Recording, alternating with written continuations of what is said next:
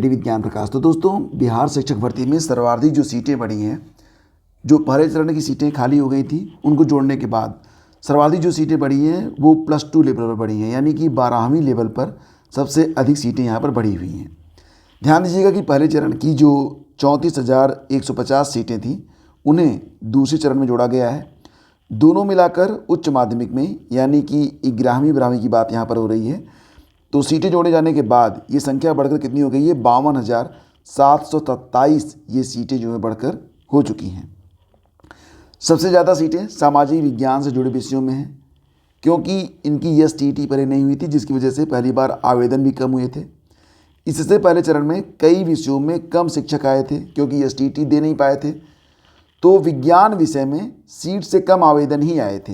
इससे विज्ञान विषय में इस बार सीटें जो हैं वो काफ़ी ज़्यादा हो गई हैं। पहले चरण के विज्ञान विषय में जंतु विज्ञान में कुल 1055, वनस्पति विज्ञान में 2069, रसायन विज्ञान में 3727, गणित में 1079 और भौतिकी में 2340 सीटें जो हैं वो बची हुई हैं।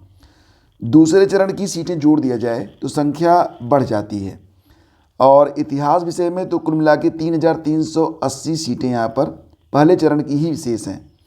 दूसरे चरण में जो इतिहास विषय की सीटें थी उनकी संख्या 691 है। अगर इन दोनों को ऐड किया जाए तो ये सीटें लगभग 4000 से अधिक हो जा रही हैं। यही स्थिति अन्य विषयों में भी है, और यही वजह है कि 11वीं 12वीं में जो आपके लिए सीटें हैं वो बहुत ज़्यादा हो रही हैं। ध्यान दीजिएगा कि 11वीं 12वीं में कुल 35 से अधिक विषय हैं जिस पर जो है फ़िलहाल परीक्षा होगी, और उच्च माध्यमिक में अभ्यर्थियों की संख्या भी 2 लाख होने वाली है। तो इस बार जो आवेदन हैं वो सर्वाधिक होने वाले हैं उच्च माध्यमिक में, यानी कि 11वीं 12वीं में। बात करते हैं यहाँ पर TGT लेवल की, यानी कि 9वीं 10वीं के बारे में।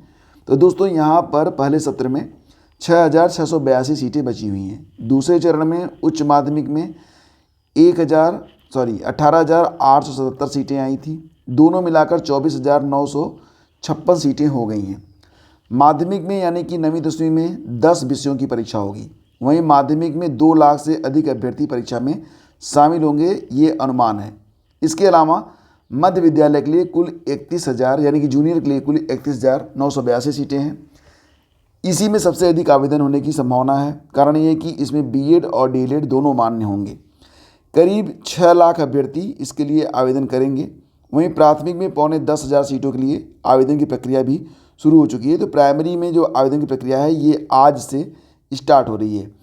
इसके बारे में मैंने आपको वीडियो बना के बता दिया था कि आवेदन कैसे करेंगे आप।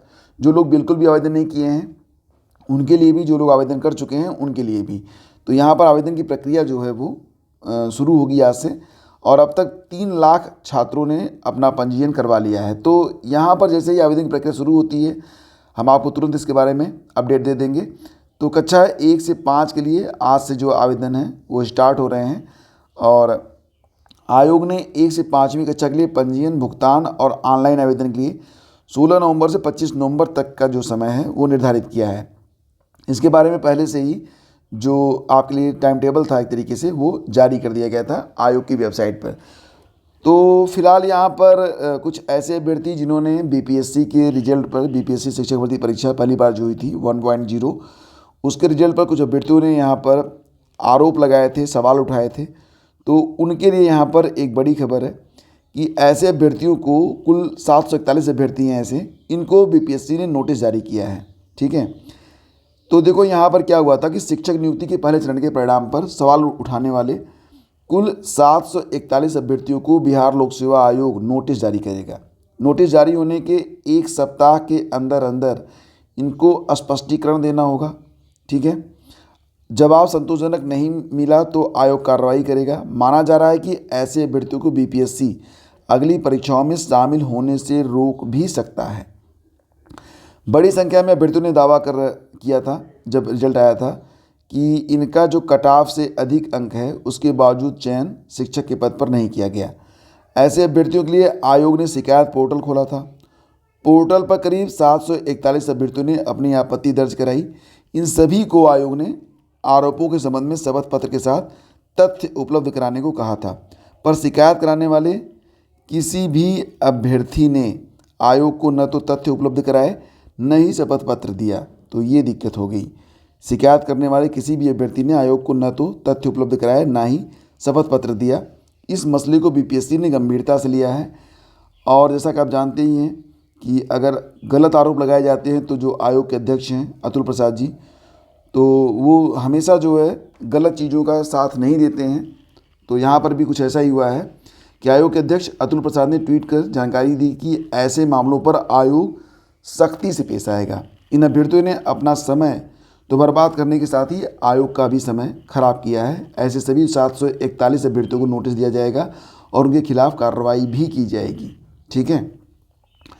फिलहाल दोस्तों, जैसा कि हम लोग जानते हैं कि एसटीईटी को लेकर जो भ्रम की स्थिति थी वो दूर हो चुकी है और इसके बारे में आयोग के अध्यक्ष अतुल प्रसाद ने कल ट्वीट करके स्पष्ट कर दिया था कि जो अभ्यर्थी जो है एसटीईटी 1, एसटीईटी मतलब एसटीईटी पेपर 1, एसटीईटी पेपर 2 में जो विकल्पों को लेकर परेशान थे उनके बारे में स्पष्टीकरण आ चुका है। कल इसके बारे में मैंने डिटेल में आपको हर बात बिल्कुल उपलब्ध करवा दी थी।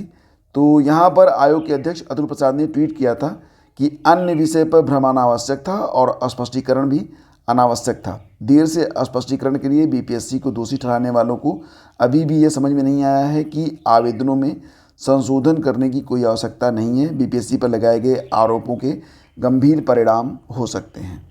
तो ये जानकारी निकल के आ रही है बिहार से। अब दोस्तों बात करते हैं हम लोग उत्तर प्रदेश में।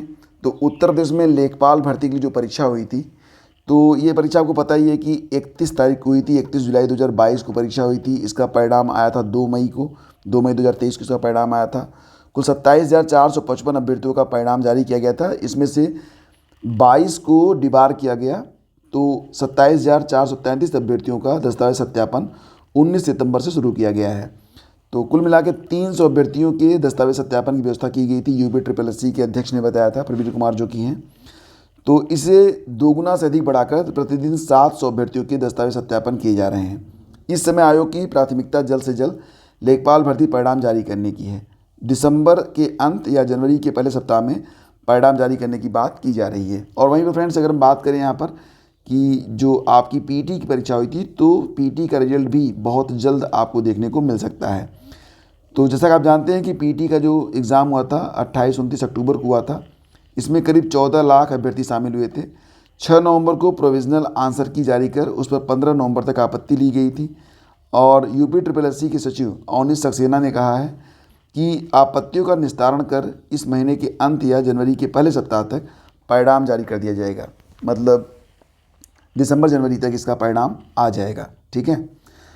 और फ्रेंड्स, बैठकर सुनवाई को लेकर बढ़ाई रणनीति। तो 69,000 शिक्षक भर्ती में आरक्षण की विसंगति की वजह से चयन से वंचित अभ्यर्थियों ने बुधवार को चंद्रशेखर आज़ाद पार्क में बैठक की है। उन्होंने 20 नवंबर को हाईकोर्ट की लखनऊ बेंच में होने वाली सुनवाई पर रणनीति बनाई। पिछड़ा दलित संयुक्त मोर्चा के प्रदेश मीडिया प्रभारी राजेश चौधरी ने कहा कि जल्दी अभ्यर्थी बेसिक शिक्षा विभाग के उच्च अधिकारियों से मिलकर समायोजित करने की मांग करेंगे। और बैठक में भास्कर, सुनील, तो यहाँ पर देखो, यहाँ पर 69,000 शिक्षक भर्ती में जो अभ्यर्थी आरक्षण विसंगति से वंचित रह गए हैं वो फिलहाल न्याय की मांग कर रहे हैं। तो ये खबर निकल के सामने आ रही है। और फ्रेंड्स, ये थी आज की न्यूज़ अपडेट। करंट अफेयर के लिए आप लोग वीडियो का डिस्क्रिप्शन चेक कर सकते हैं। आपको चलते चलते बता देना चाहते हैं कि अगर इलाहाबाद विश्वविद्यालय से आप रिसर्च यानी कि पीएचडी करना चाहते हैं तो क्रेट में जो आवेदन की डेट थी वो 24 तारीख तक बढ़ा दी गई है, 24 नवंबर तक बढ़ा दी गई है। अभ्यर्थी जो हैं वो 24 नवंबर तक पंजीकरण कराने के साथ साथ फीस भी जमा कर सकेंगे। आवेदन की प्रक्रिया काफ़ी धीमी रही। इसके अलावा फ़ीस जमा करने में भी परेशानी होने की शिकायत थी। इसी के मद्देनज़र ये डेट जो है यहाँ पर एक्सटेंड की गई है। तो अब तक कुल 7,498 अभ्यर्थियों ने अपना पंजीकरण कराया है और 5,450 ने अपनी फ़ीस जमा कर दी है। 15 नवंबर लास्ट डेट थी, इसे 24 नवंबर तक बढ़ाया गया है और इसमें कुल 3800 ने फीस भी जमा कर दी है। तो कुल मिला के आप ये जो डेट है बढ़ चुकी है। अगर आपको रिसर्च करना है तो आप आवेदन कर सकते हैं। रिसर्च एनरोल कैसे करना है, रजिस्ट्रेशन कैसे करना है, फॉर्म कैसे भरना है, इस पर वीडियो मैंने बना के दे दिया था। लिंक वीडियो के डिस्क्रिप्शन में मैं डाल दूंगा, तो वहाँ से जाके आप चेकआउट कर पाएंगे कि कैसे इसमें फॉर्म भरा जाता है। तो फ्रेंड्स, ये थी आज की news update. Thank you so much for watching the video. मिलते हैं आपसे अगले वीडियो में, तब तक के लिए जय हिंद, नमस्कार, जय हिंद।